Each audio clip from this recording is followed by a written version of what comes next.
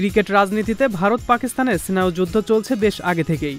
দুই দেশ নিজেদের মধ্যে সিরিজ খেলে না এক দশকেরও বেশি সময় ধরে। বিসিসিআই পিসিবি দ্বন্দ্বে এবার এশিয়া কাপ আয়োজন শঙ্কার মুখে। পাকিস্তানে এশিয়া কাপ না গড়ালে বিশ্বকাপ থেকেই নাম প্রত্যাহারের হুমকি আগেই দিয়ে রেখেছে পিসিবি।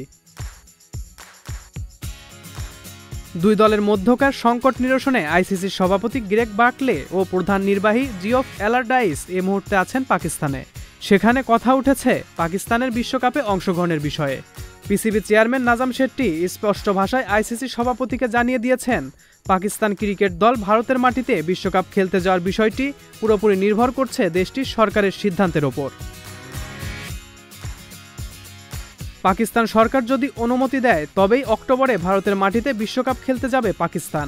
সেপ্টেম্বরে পাকিস্তানে এশিয়া কাপ খেলতে না যাওয়ার পেছনে কারণ হিসেবে বিসিআই বলছে সরকারের অনুমতি না পাওয়ার কথা। এবার পাকিস্তানও পাল্টা যুক্তিতে ভারতের মাটিতে বিশ্বকাপ খেলতে না যাওয়ার ব্যাপারে সরকারের অনুমতির কথা বলছে।